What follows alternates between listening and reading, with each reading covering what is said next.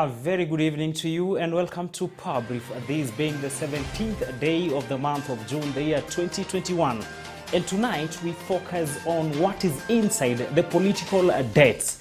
Since independence in the year 1963, we've been having debates in the political circles that this community or this politician owes this politician a particular debt regarding the support that they received at a particular moment.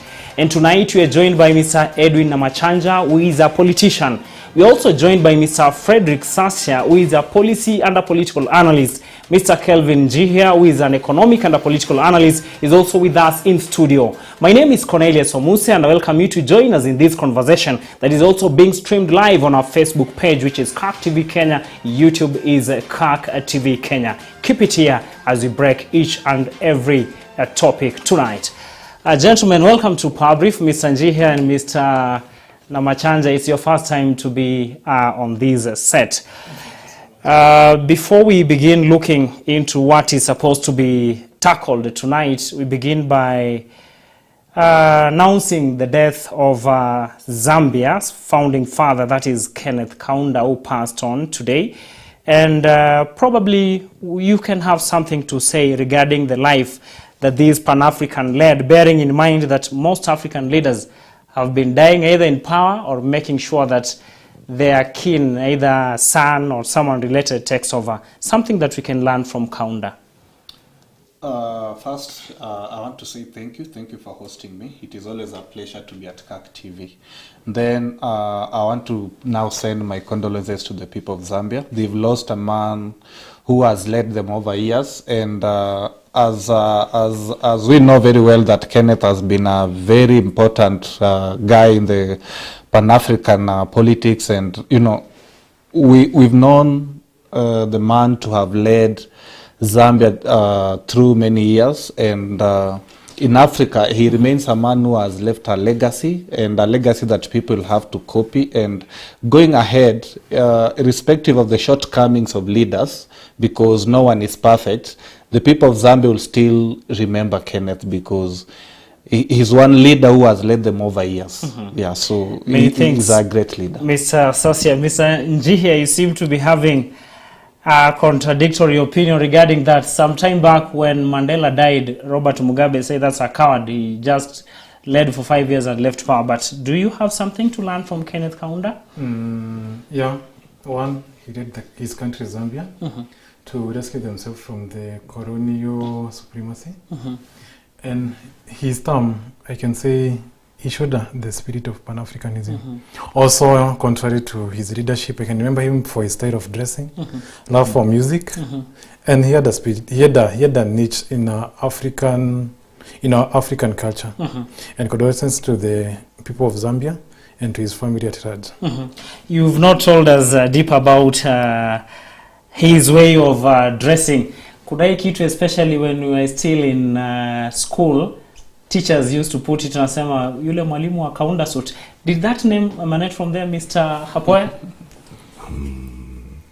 Good evening, everyone, all our viewers across board. You know, I wish to relay my greetings to all our viewers of KAK TV today. You know, I really want to thank you, Bono Muse, for obliging to my request for the visibility aspect. I want to thank our new friends, Bonasasi and Bonanji here. And so, having said that, then at least I wish now to relay my condolences to the former president of, I think, Zambia, you know, Bona Kaunda, because now if my dad was here, then at least he would mention the Kaunda suits. You know, one of his favorite dress code. And also, I wish to pass my heartfelt condolences to the business mogul, Bwana Chris Kirubi, and also pass my really deepmost condolences to the family and friends of Bwana Midio. You know, we are with you these trying times. And so my name is Namachanja Hapoya. I'm the chairman at Youth for Ruto. I'm also the official Hustler spokesman, and of course, I've fired Rectangular and Davadi. We'll get into that in a short while. Thank you, Mr. Hapoya, on that. Now, on the course of the week, Chebukati, that is the chairman of IBC at the Bomas of Kenya, highlighted some of the things that are going to happen moving to 2022 general election, which is less than 14 months from where we are tonight. And one of the things that were coming out is that all aspirants are supposed to be having a degree certificate, and debates are already there. Those memes in the social media that kama una degree, ile River Road PA, it's not going to work, because Kenya National Qualification Authority has also spoken about it, that they're going to tighten their belts to ensure that fake papers are not affected. But today we've had the Deputy President William Ruto talking of each and every position is unique on its own, and therefore there's no need to have issue of it to be across board. But let's also get it from you. Is it time that this degree certificate becomes mandatory for those ones who are vying, or inaweza achwa hivyo tu, uongozi ni uongozi, you can lead? You know, Omuse, we need to understand something. I don't know how we got the notion that we can measure intelligence by the fact that someone got a degree. Who told people that the height of intelligence is acquiring a degree? There are some other guys who have done PhD and believe that if you do not have a PhD, then you are not intelligent. So what are we telling them? There's a guy who has done a diploma, and this is those guys who dropped at Form 4, who feels now I'm so much educated. So for me, a degree is not a measure of leadership. A degree is not a measure of intelligence. A degree is not a measure of wisdom. But if you ask me again, I would support the words of the Deputy President that every position in the political space has its own unique qualification and demand. So the academic qualification should then now be allowed to apply as respective to the positions you are going for. For me to tell me that an MCA needs a degree to be elected, then that for me is now out of position. If you ask me that an MP needs a degree, then I would not support that. But if you tell me, for example, a person going for the gubernatorial position needs a degree, then I'll tell you yes, that person needs. Why? Because if you're a governor, you're expected to be a manager. If you are an MP, you are expected to be a person who can speak the views of your people. And a degree or not a degree, leadership is not really based on that level of education. What you need in terms of education when you're going for a leadership position is the basic education. By basic, I would mean, you going up to Form 4. To me, you are qualified now to lead. Why? Because you can communicate.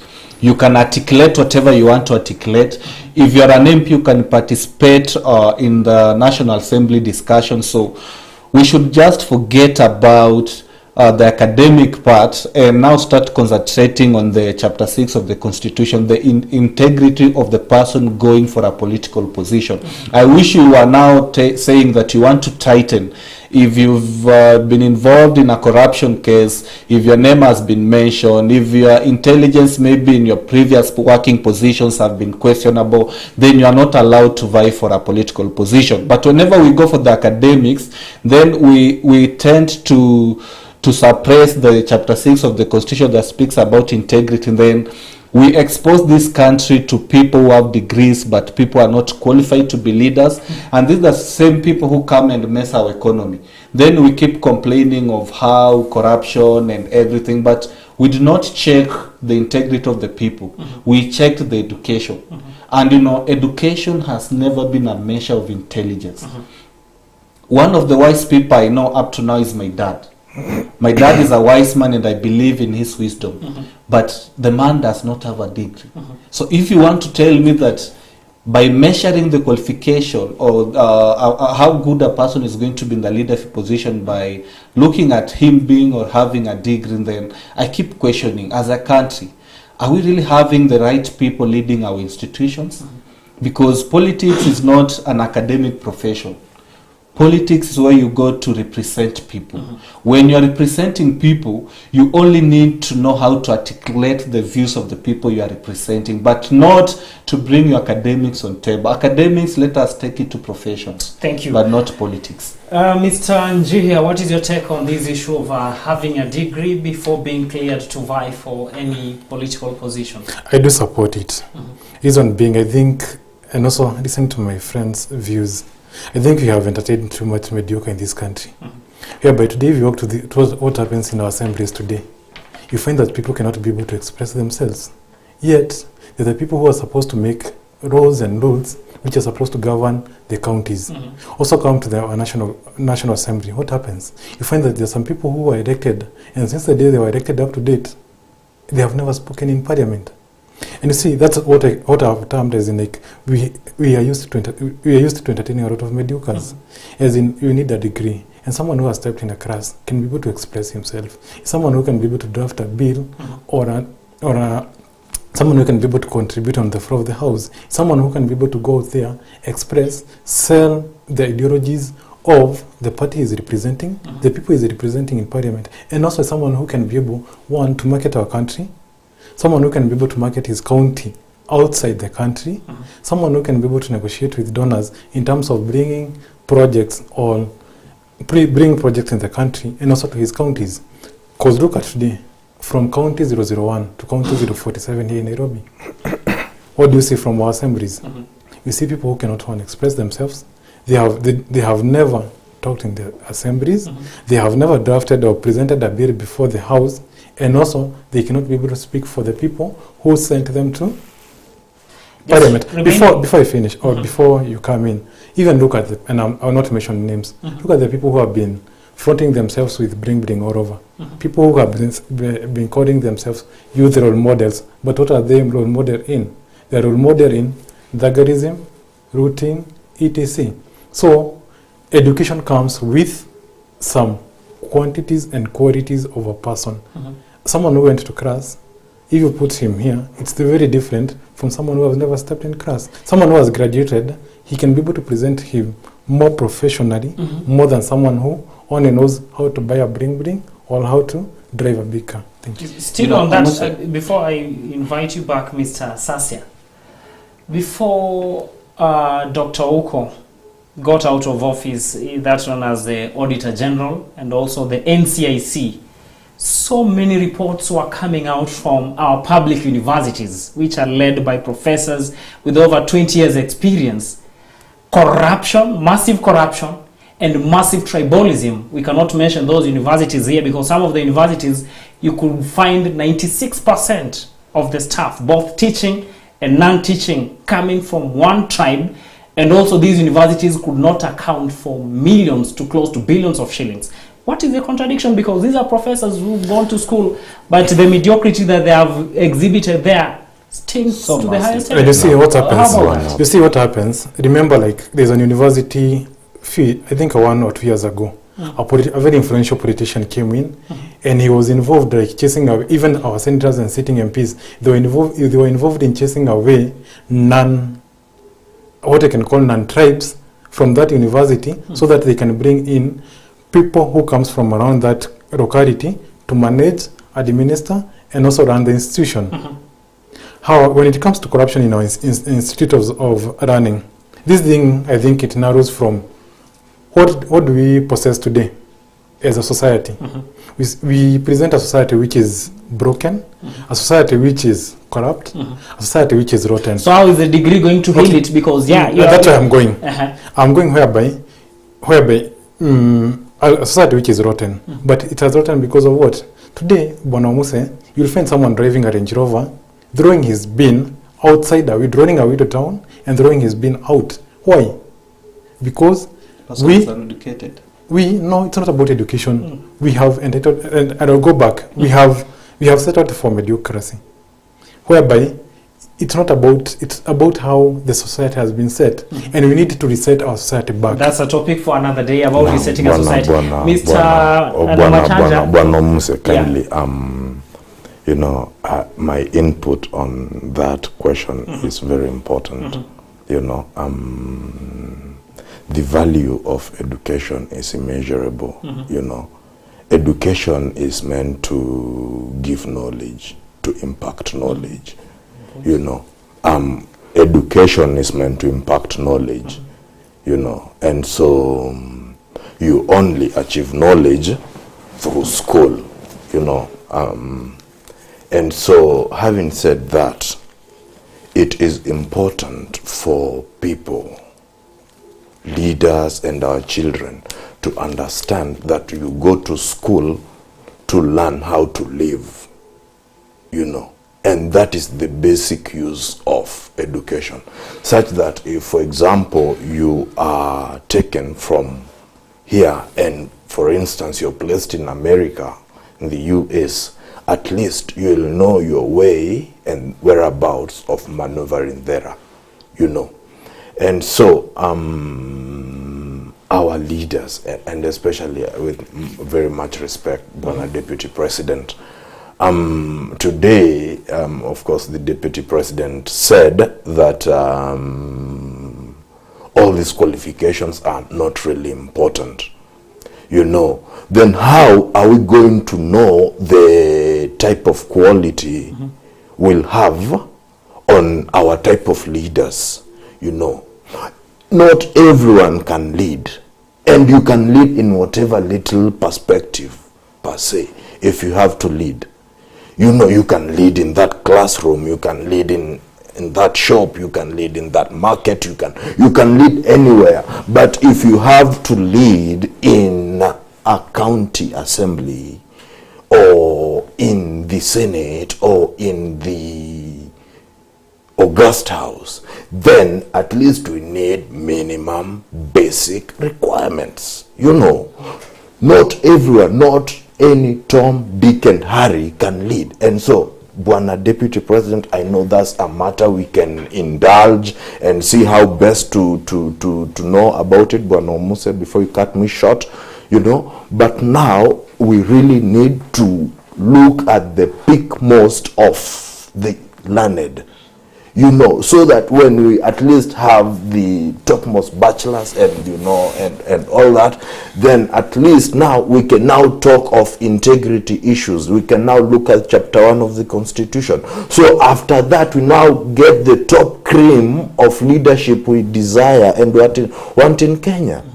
At the end, in fact, Bwana Omuse, it is very important, and that is not the only problem in our country. You know, there are fake papers all over. People who are meant to be in job are not in job, but someone who is an IT manager who can't clearly change the background of a computer is an IT manager somewhere. So then, how are we going to start curbing corruption? You know, so with strongest terms possible, people need to level up or ship out, you know, and that is a message going straight to any candidate who thinks he wants to lead. There is more time, you know. A degree takes 5 years, 4 years, you know. You can go a crash program 3 years, you're good. So if you need to be a member of parliament, if you need to be a senator, if you need to be a member of county assembly, level up. We need people who are eloquent, who can express and, you know, and represent our people. Let me just say something about that. Sorry. It beats logic for us to come and tell people that stepping in school means going past post-secondary. It beats logic for us to think that a leader is a person who has gotten a degree. Bwana Omuse, it beats logic for us to tell the citizens and people who are viewing us that for any person who wants to be a member of, or for any person who thinks that he can articulate and communicate, then the bar is set at a degree. You know, I'm not saying that education doesn't have value. In fact, I second him when he says that we go to school to acquire knowledge. Yes, of course, we go to school to acquire knowledge. And for me, I can define education in two ways. The basic education that we get, that is from the lower, the elementary levels now to the secondary level. That is where now you acquire knowledge. Post-secondary education is meant for people who are now going for profession. I want to be a lawyer, I go for post-secondary education. I am an engineer, I went to post-secondary education. You want to be a good communicate, and then have and receive a good basic knowledge. Buena Question, Sasia. wait, give me a minute. Look at the current kids. Go to a kid who is at PP1. Test the kid on communication. You will be surprised, and put a degree holder there in the old system. The kid will communicate very coherently. So let us not measure leadership. Let us not measure communication. Let us not measure ability and integrity by education. For me, education is very important. Let us set a bar. But the bar should now be commensurate to the position I'm going for. You cannot tell an MCA to have the same qualification with the governor. Come on, which country do you want to have? Do you want to have a country where we think that once a person is educated, then the person has integrity? Look at the people who've messed this country. Look at the cabinet secretaries. People are stealing our monies every day. Are they not educated? Buena That's a very Sasia, big Buena thing. Sasia, Now, Buena Muse, Mr. just to give him very important feedback Mr. before you proceed. Just to give him feedback. I agree. You know, we can talk of what basic requirement. You know, that's dialogue we may have. But really, we're not going to entertain all of them. You know. And so, that said, I think we are in order. But let them go to school. Now, let's get into this issue of the political debts. Before we reached to the year 2002, there was that debt that it was usually used to be said that the first president has a debt of the first vice president, that when he was supposed to ascend to power, he said, let's wait until the president is released so that he becomes a president, which actually happened. And the issue of debts have been happening after 2002. There was that issue that someone had Raila's debt, and also in the year 2017 we had that issue. The other day, Raila was in Ukambani for the burial of Kalembe Ndile, the late, and then he said that hata kosana na Kalonzo, they can still work together. So after the event, Kalonzo yesterday talked of he will not be sent if he works with Raila. And then today, Raila, I hope our director is preparing the video, at the coast, Raila said kuna mtu hapa anabweka na mimi sijasema kwamba I want to be the president. Now, let's see the video. Let's have the video. Or the video will be coming in a short while. Now, this issue of political debts. Do you think debts exist in politics?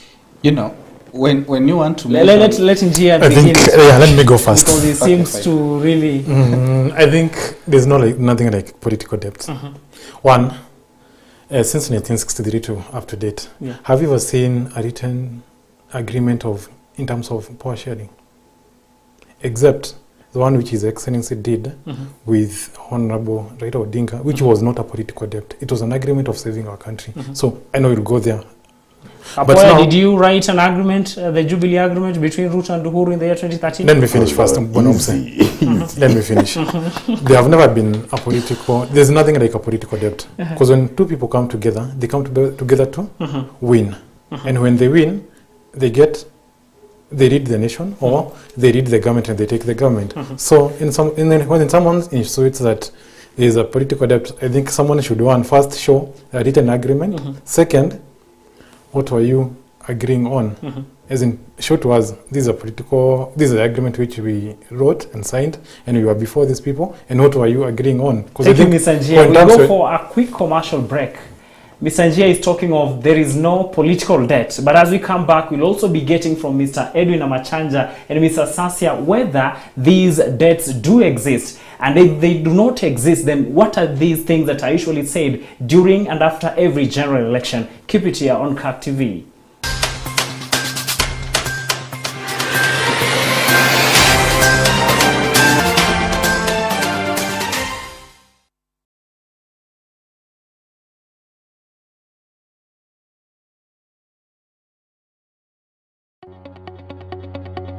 We welcome your feedback on our programming. For questions or comments, kindly get in touch with us on email info@cactv.org, SMS us, or call us on 0794 588 054.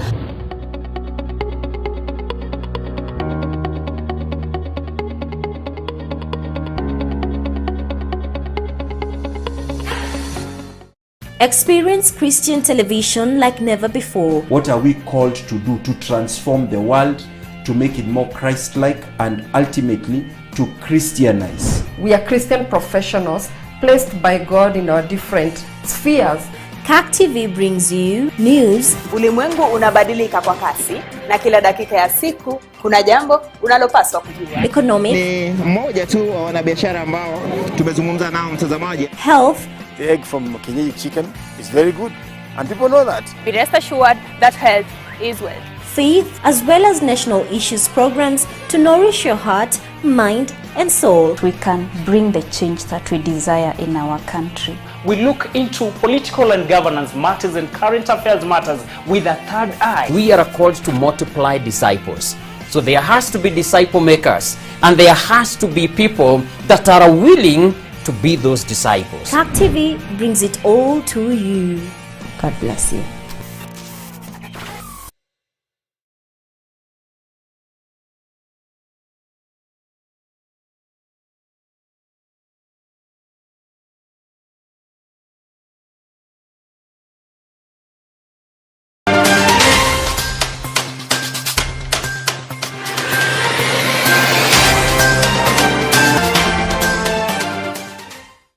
Welcome back on our discussion tonight, where we are looking whether there's any existence of political debts, and if they do, then how are they supposed to be approached?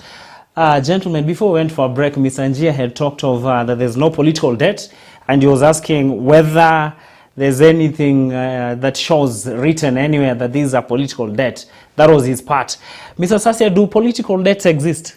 You know, any moment you mention about political debts, then it dates back to when Kenya was haggling for independence. Mm-hmm. You remember what happened to the first vice president and the first president. Mm-hmm. And it has gone all along up to now that betrayal in politics has become a constant. Mm-hmm.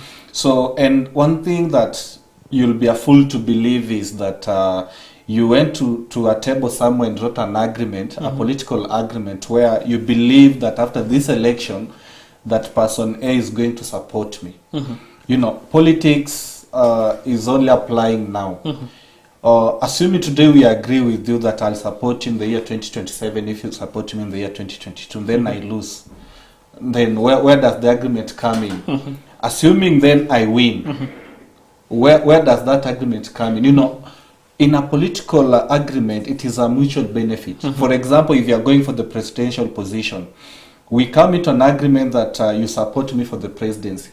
You know, in as much as I am going for the presidency, mm-hmm. in the current constitution, you are going to be the deputy president. Mm-hmm. So what makes you believe that you're the one who helped me to be the president, mm-hmm. and I did not help you to be the deputy president? Mm-hmm. And that goes on and on and on. Mm-hmm. So for anyone to believe or think that there's something you can call that somebody has a debt in regard to politics, mm-hmm. it doesn't exist. For me, political agreements, no matter where they are written, you know, you'll never get them binding because there's nothing they do not swear in that document. Mm-hmm. They do not like hold a Bible and swear that this document is now binding. It is something that requires goodwill. Mm-hmm. And you know, goodwill is only gotten when two individuals are honest or an individual is honest. Mm-hmm. But in politics and honesty, those are two things that cannot work or work in the same path. I'll come back to you to ask you of a particular scenario after also get to hear from Mr. Edwin. Do we have political debts? Wow. Debts are always there, mm-hmm. you know. In politics, and of course, I'm just driving my point, uh-huh. you know. And so always debts are there and they're highly recommended, you know. But now where friendship precedes brotherhood, then it is not a debt, mm-hmm. you know. It is a promise, mm-hmm. for that matter. And so His Excellency, the President, mm-hmm. Promised. We are coming to the ones of His Excellency. Right now, we focus on the NASA. You know, now, NASA. All right. Musalia said there is a lot of betrayal in the NASA. Alonso has spoken yesterday, Raila has spoken today. All right. And all these people, remember, they worked together tirelessly in the year 2017 to a point that even the election, the presidential elections was annulled, which means that there is some sort of truth that they had performed very well in this election. Yes. We do not know how it fared on at the end of it up to today. Yes. But again, these three gentlemen are exchanging words. Yes. Does it mean that someone failed somewhere to keep his word, or that is the way things should go? Okay.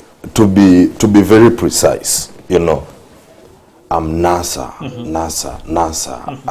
it's on actually their morning, you know. They are confused a lot, sorry to say so, because up to now, they don't know how best they're going to tackle UDA as a party. You know, Right Honorable Raila cannot be grappling for support from His Excellency Kalonzo, you know, because of course, now that said, and the fact that I'm here, and the fact that I personally come from Bungoma County, and that said, we doing quite a lot on the ground in Bungoma, and of course, Honorable Tangla will of course, he understands the kind of wave coming to hit him. And so if really Honorable Etangula and Musalia are alleging that they are still the official, you know, spokespeople or kingsmen of the Luya tribe, then really they are misleading the Luya people, because for a very long time, Luya as a nation have not been achieving very good representation, especially after the demise of... So if they are not going to represent, if Wetangula and Musali are not going to represent the Luya, so have you, was taking that position? Definitely, yes, of course. They'll announce soon. So tonight you are the spokesperson of the Luya community? I'm not the spokesperson of the Luya community. I mean, I'm the official Western kingpin for that matter. The kingpin. Mr. Sasia will tell us whether it is true or not, because he has some roots from that place. No problem, now, sir. Mr. Njihia, do you think these outbursts in NASA between Musalia, Raila and Kalonzo, do you think it is healthy moving forward, bearing in mind the kind of candidate they are facing as their opponent in the year 2022? And whom do you think in these three people who did not keep his word? Because seems someone here did not keep his word in the entire process. The so-called debts which you did not admit that it exists in politics. You see, the nature of our politics today, or the nature of politics which are used to, we're used to people looking for relevancy. And you see, if someone wants relevancy, what they do, they'll go for either against each other, or one will try to go for against the other one. And I normally say, if you have the numbers, or if you have the influential, you don't need the other one's support. Why can't you go alone? You can win an election in Kenya when you go alone. Okay, I'm saying in terms of if you think you're very influential, or you think you can be able to withstand. They're not. They're not influential okay, at then all. we finish. Yeah, sure. So if you think you're very influential, or if you think you have what it holds to run for presidency and win, there's no need of saying this one owes me, this one owes me. That is past. And I normally say, forget about the past and focus about future. When it comes to 2022 or comes 2027, you never know who will be in the ballot. Even now you don't know.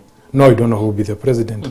So when someone says that this one owes me, this one owes me, I can term it that like, concentrate with what we have now, focus in future, but look at the past. Because if you do it on the past, you cannot move forward. This has always been my belief. And I hope this can happen to our politicians. Stop looking at the back. Look at what the future holds for you. Mr. Sasia, before we go now to Mount Kenya side, you saw the other day Kiraitu Murungi, Kina Mithika Linturi talking of if a dog is important during hunting, then also during feasting it should be important. But let's remain in the NASA outfit. Between these three, according to you, because you really analyze a lot between these three politicians in the year 2017, whom do you think here did not keep his word? Because Raila has been saying, Sasa, I'll keep my word. Did we win in the first place? But anyway, whom do you think did not keep his word? Because they are talking of, there's a lot of mistrust and betrayal. You know, today is a very interesting day that all of us have always known the Western kingpins, but we've today met another Western kingpin. And truly, Western never runs short of drama. Of kingpins. You know, everyone in Western believes he's a kingpin. You remember Nababu Namwamba one day when he was the ODMSG, he always believed that he was the Luya kingpin. There's a time Ososi and Malala also talked Yes, about we've also seen Atoli believe that he's the de facto leader in Western. So that is all about politics and the dramas in Western politics. But speaking of the three, that is Raila, Kalonzo, and Mudavadi. Musali. You ask me who did not keep their word, then I'll ask you which one. Because the three guys had gone into an agreement that they are going to support Raila for presidency in the year 2017. Then unfortunately, what happened, we all know. No one in that camp won the presidency. So there was no deputy president from that camp, there was no prime minister, and there was no president. So who really got what the guys were going for to keep the word? That is the big question. So let us look at this thing from the point that you are saying. Let us look at this thing from the point that we are saying. In politics, there is no a permanent debt. Those are promises that you make, just like a guy would approach a woman. You know, if you are seducing a girl that you want to marry, at times you do not go and just be a flat person. You sometimes find some words to make her happy. You find some words to make her look like she's the only woman in the world. So if you want the presidency, then you must quote other leaders. And how do you do so? You must come in with some nice promises. If you become a leader and then you found the woman, you don't continue now to speak the nice words. You now go back to business and tell her you are my wife. If you don't get the woman, you move on. So for NASA, they did not get what they wanted. Raila never became the president. Kalonzo never became the deputy. Musalia Mudavadi never became the prime minister. So for me, there is no one who failed to keep any word. And even if they won, then I don't believe in political debts. But so I would still say that was okay for them even to go different ways. Mr. Sasi, on that, you'll come in, Mr. Edwin. Okay, because really, he needs very good feedback. In politics, there are those undertones. Kuna yenye inaongelewa mbele watu, ingine inaongelewa nyuma ya watu, and then what has been coming from Musalia and Kalonzo's side sometimes behind the scenes. They talk of, yes, they didn't win the elections, but Raila won the handshake. And they believe that this handshake had some goodies, and that's why Edwin and his group, the Kingpin, I don't know whether where he was by then, when the Western Kenya people are talking of that developments have been taken to another side and them have been forgotten. You know, let me tell you something. Handshake came with goodies. And remember the moment the president and the former prime minister shook hands, even the people in NASA complained. The people in Jubilee complained, and things have never been the same. You remember that was the point the deputy president started walking out of Jubilee. That is the point he now started showing that I'm not the president. That is the point Musalia and Kalonzo now started saying Raila has betrayed them. Then all of a sudden, we had them say we support handshake. So the handshake was between two guys. I remember very well the photo captured the president and the former prime minister. I did not see the deputy. I don't see the other principals in NASA. So let us talk of handshake. Either you come in as a team player, but not the captain. We only had two captains in handshake. So let the captain run the show. If you want to be a player, then join the team and be a team player. Don't come in and want to elect yourself to be the captain. You don't choose yourself to be a team's captain. It is the coach or the teams that decided that you're the captain. So the two guys are the captains. You join in and be the player and stop complaining. Thank you. Now, Mr. Njia, we come to the Mount Kenya region, and we've had a number of meetings happening since Justin Muturi was coronated as the spokesperson of the Mount Kenya region. And a few days ago, we had leaders. I didn't know that there exists Mount Kenya East and Mount Kenya West. And leaders from Mount Kenya East were talking of they've been used for too long, and it's time now for them also to be given some sort of support. And if not so, Linturi was very particular that they are ready to go on their way tiwacha kipasuke katikati. Now, do you think the people from, if it exists, you will tell us, people from Mount Kenya East also owes, West owes the people from Mount Kenya East a debt or support also, or it's their time also to get support as far as political realignments are concerned?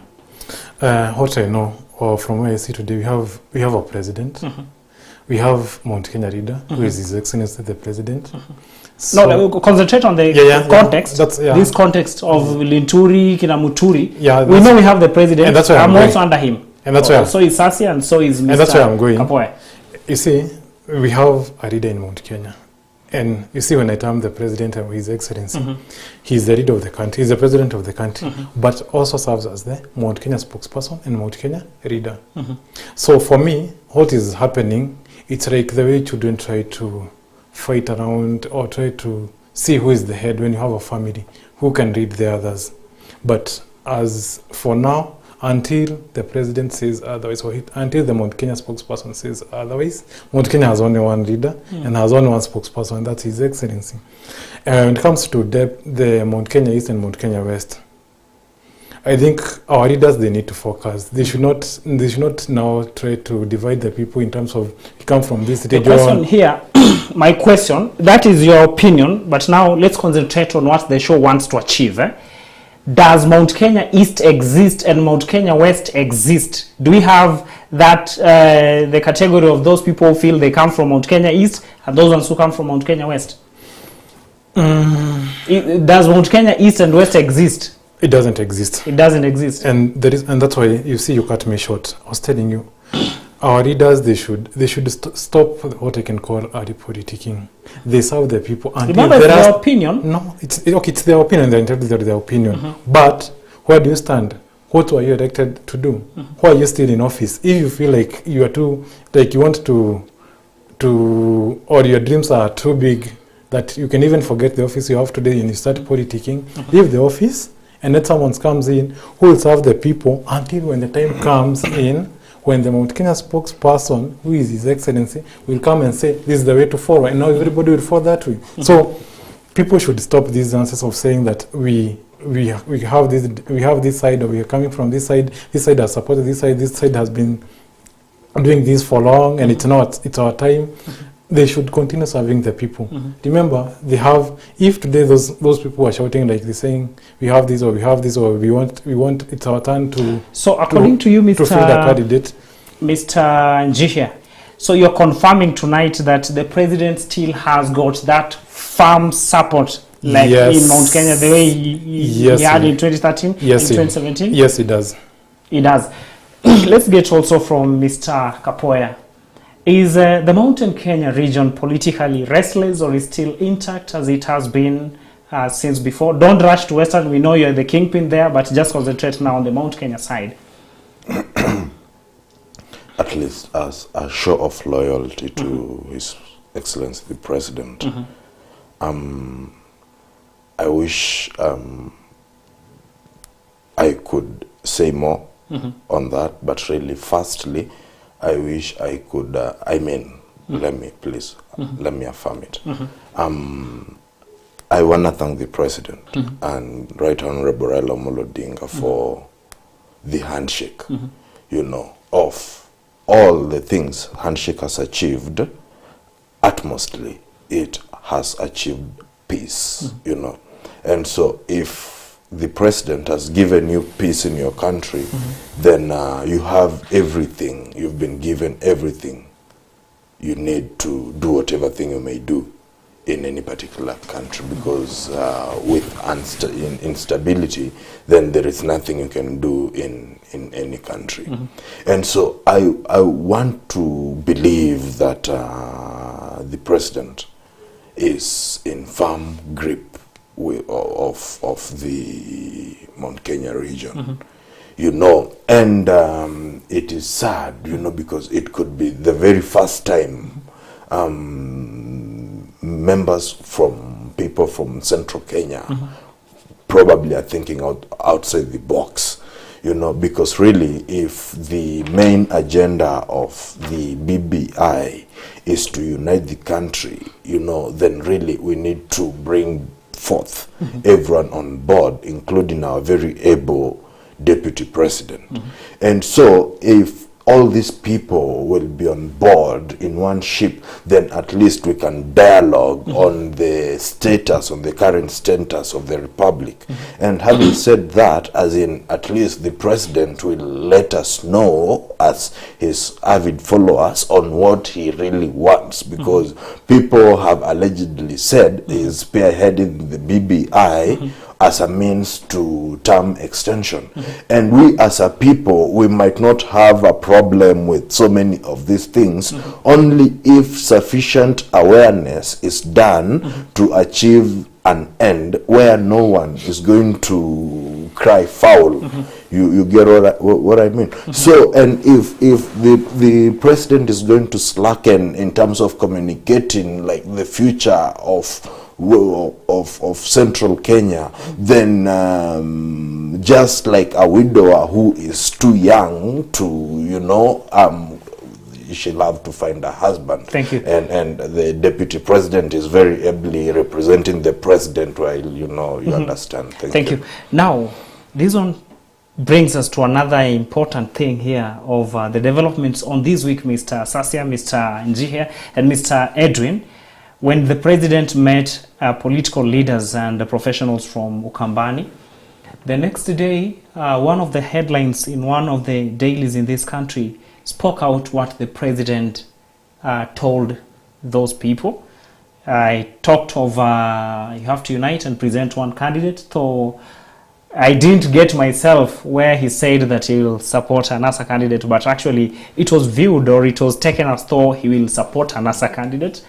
And at the same time, we have a deputy president who currently is supporting a new DA candidate against a Jubilee candidate in Kiambaa constituency.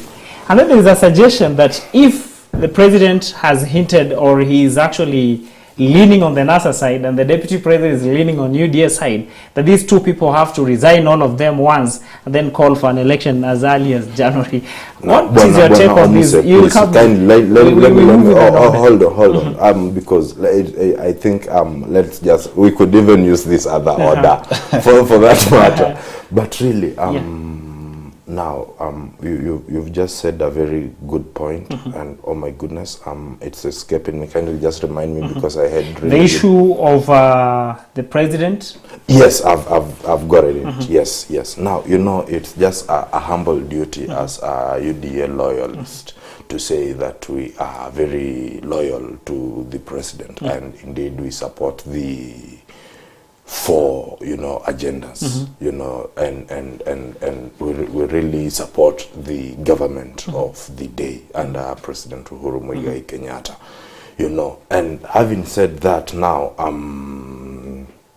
I believe like our deputy president, the deputy president, he has inroads, and this guy is well researched, and he's done immense in terms of empowerment of our young people, and he is a factor that you cannot ignore. That's a topic for another day. Now, yes, and so concentrate on the question, Mr. Sure, and so actually, Edwin. my point is this: if the president is going to miss out, if he thinks is going to support the Right Honorable Raila Amolo Odinga, then good riddance, enjoy that support, but Ruto army are behind him, and we are going to do everything it takes to make sure that the deputy president ascends to power, So you'll do everything, including talking legal, to the people, mobilizing and all that, and it's all legal, it's all within the law,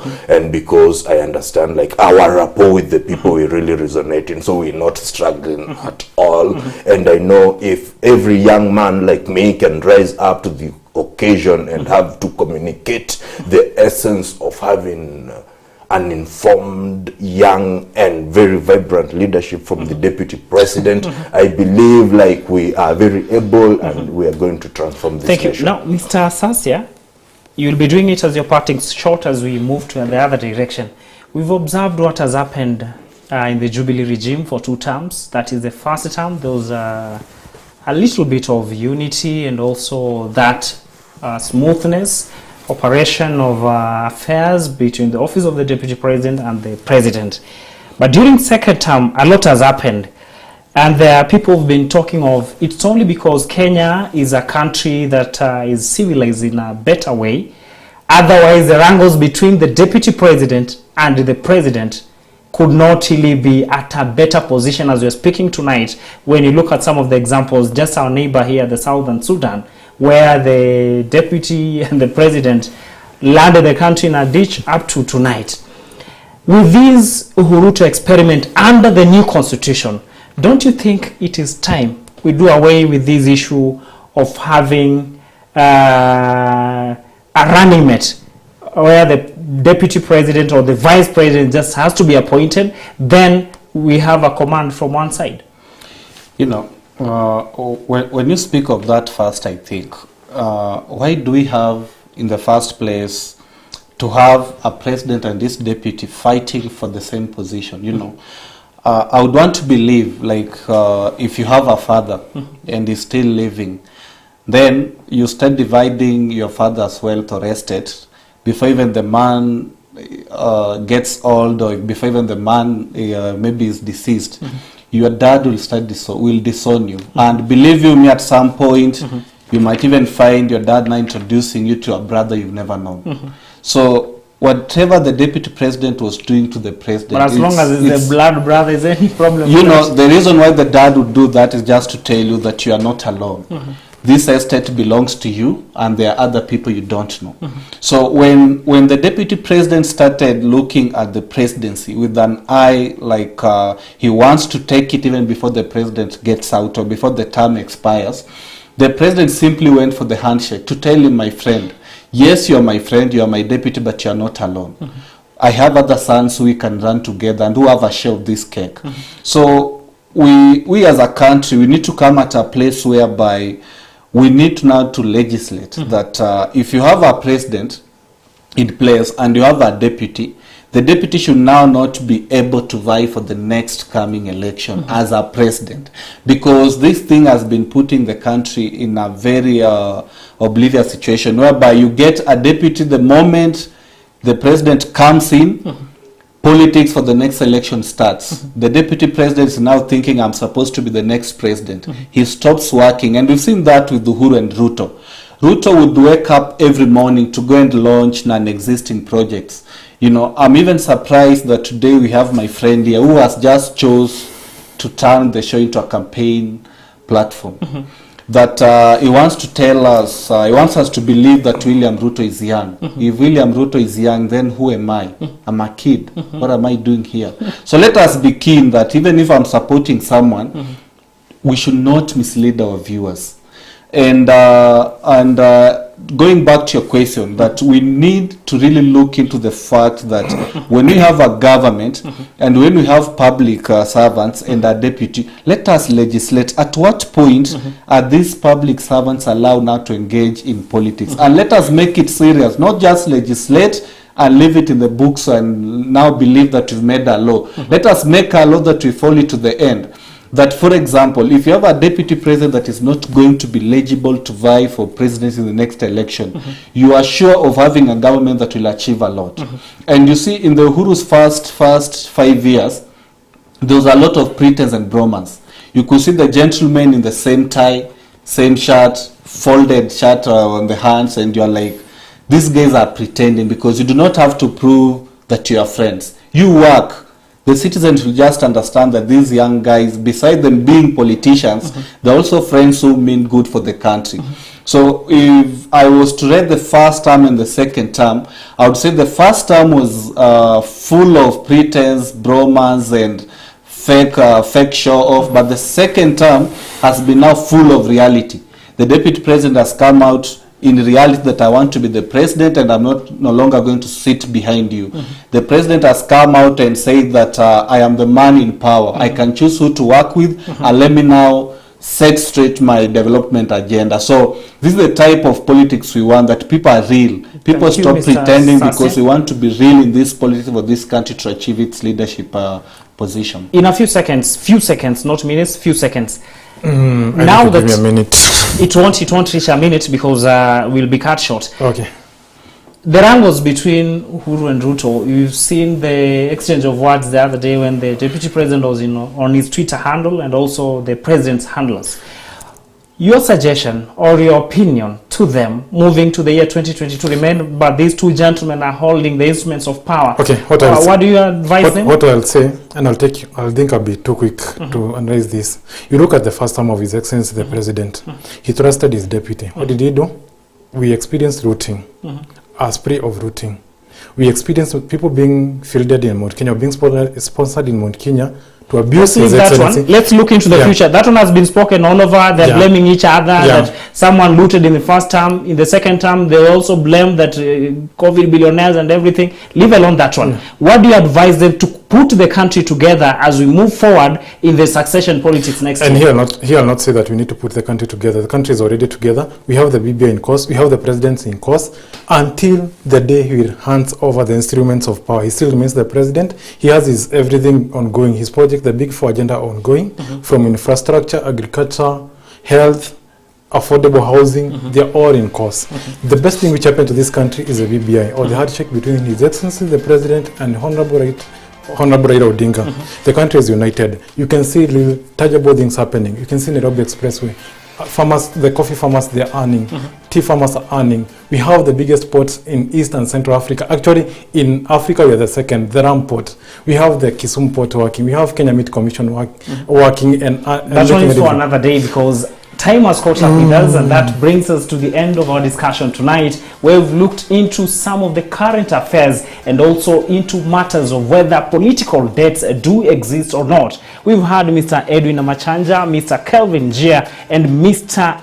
Frederick Sasia, who have helped us actually to dissect into these topics, and together we've had a number of issues that have come out and also a suggestion. Remember, let always our national mantra reign in Kenya, that is peace, love, and unity. For me, Cornelius Omuse, I wish you a very good night.